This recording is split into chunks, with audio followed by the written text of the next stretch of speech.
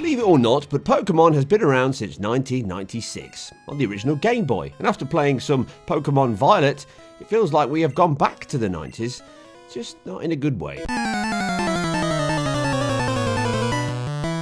With the latest dual entry, the Custodians GameFreak have at least tried to add more of an open-ended design, in some ways a hark back to the handheld origins. The problem is, it falls down in some critical ways. Our IGN review details the pros and cons on the game as a whole, but here I am focusing on the giant Pikachu in the room, graphics and performance.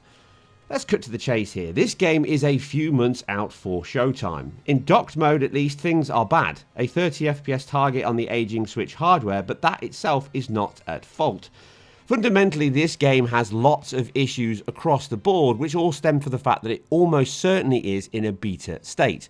And that means that we're getting lots of weird, wonderful issues that were actually worse in review code, some of which I can show you here. But even now on launch day code, which I predominantly cover in this review, we have some serious performance hiccups. They do generally come down at a very high level of CPU and GPU issues, quelle surprise, but all of these manifest as general hiccups, stutters and glitches across the game. Let's start with the performance levels as a base. Now in docked mode at least, the target is 30 FPS and the resolution is a strange one, 1600 by 720p. There is always the caveat that it's dynamic, but from a couple of counts it always seems to come out at that odd vertical and horizontal count. But visually, it's not really pushing any boundaries, but I'll cover that more at the end. We effectively have memory-bound scenarios here. So what we've got is bandwidth, pixel fill rate, and just good old-fashioned no VRAM left. So the game is double buffered, which means it has one frame that's being presented to the screen and one frame that's being rendered in the background, and they flip back and forth. The problem here is when the game loses time, loses a frame, or just runs out of memory for the buffers, it can't flip that next refresh. And then you end up with flat lines of 20 FPS, as you can see here in cinematics and the cutscenes, because the game just drops down to the next refresh cycle that it can. At this point, it's running at a flat 20 FPS. You can see the frame time graph on the left. The frame time is the most important part here.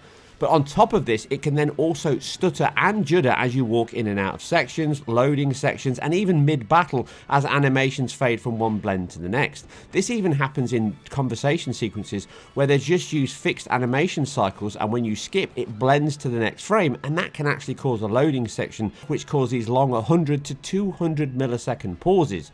This makes the game feel terrible to play and inconsistent because it's constantly lurching around. But this is exacerbated by the fact that the game shows an old school technique which older gamers will remember from the 80s and 90s, specifically if you played shoot 'em ups.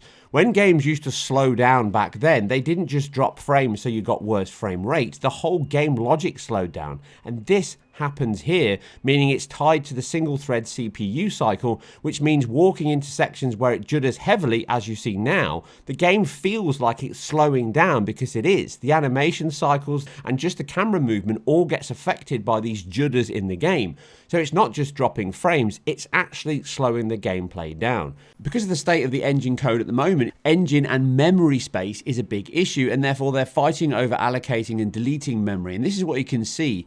It will get worse as you play over time, which points to standard memory leaks, but also the fact that instantiation, creating new objects dynamically as you need them in the game because they can't keep them resident in memory at all times, causes these long pauses and stutters, and the longer you play, the worse performance is likely to get.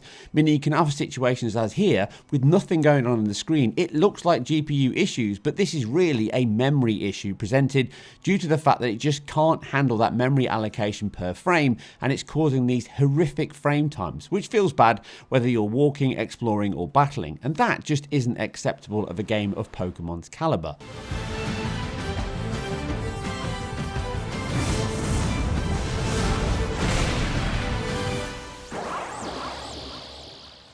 So fundamentally across the board, whenever you're playing this game, whether you're talking, battling, walking, it's largely got performance hiccups and stutters that make it feel inconsistent. And these really need to be patched quite quickly because they can ruin the gameplay and enjoyment. In addition to this though, the game has a myriad of bugs.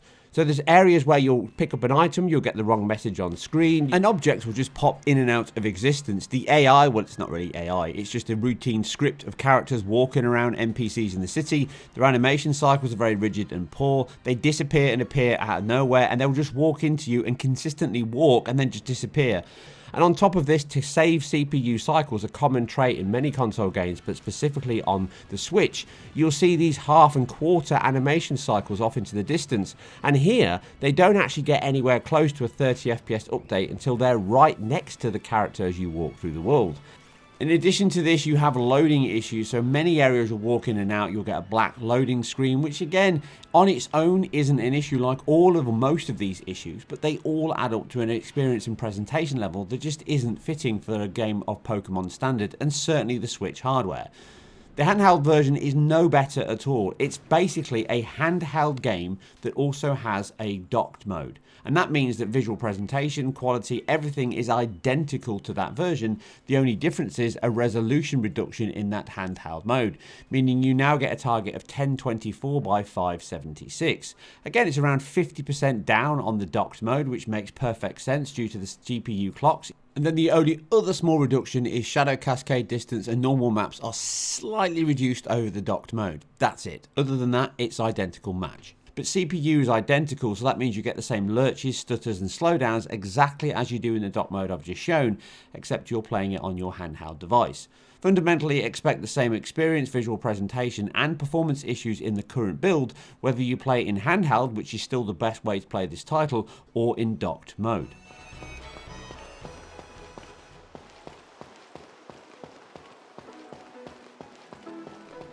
So with performance covered, and we can show that no matter what you do, you have issues in the title, that is bad enough. But visually, the game is also very lacking.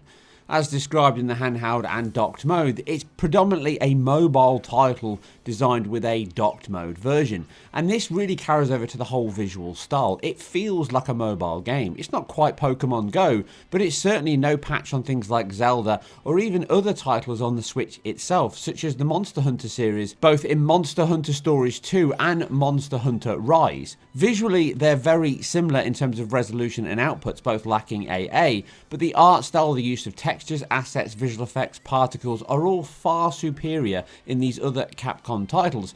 And it isn't really the fact that the game has a bland art style, which it does, but it spends most of its time and effort in rendering on the interiors, which don't look too bad, and you do spend quite a lot of time talking to characters.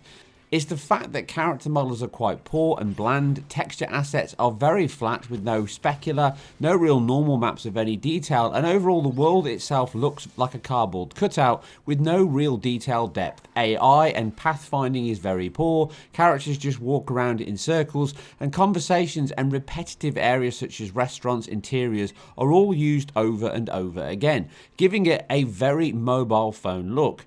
It has to be kept in perspective that this is aiming at a different market, predominantly the mobile phone market, the Japanese market, which have shown over the years they're not as obsessed with visual quality and certainly high frame rates and solid performance as we are. But realistically, it looks dated across the board, and actually in many ways with the exteriors, the people walking around, and the detail and art style reminded me heavily of Sonic Adventure on the Dreamcast. That's how dated the world is. And really, it's got similar issues with pop-in of a dated title like that, very bland open areas. Yes, generally there's a lot here to explore, but a lot of it is barren desert and not a great deal to look at, and things popping within feet of your view, leaving the title not standing out or up to scrutiny even compared to titles released on the same hardware within the last 5 years. And that leaves it as a Pokemon title that really doesn't hit expectations I'm sure many Pokemon hardcore fans had.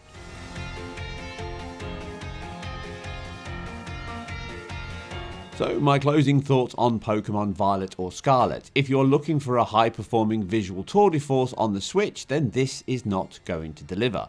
In terms of issues, performance and hiccups, it has far too many for me to recommend it at any level at this point, and certainly needs a wealth of updates and patches to bring it to a respectable level that the $50 or $60 release price requires. But if you are a hardcore Pokemon fan, then I'm pretty sure you'll still love it, and everything I've said in this review will probably make no difference at all. And that's it for another deep dive into game performance, visuals, frame rates, and all things pixel related. But if you like what we do here on IGN, then keep it IGN Performance Reviews, and we'll catch you on the next one.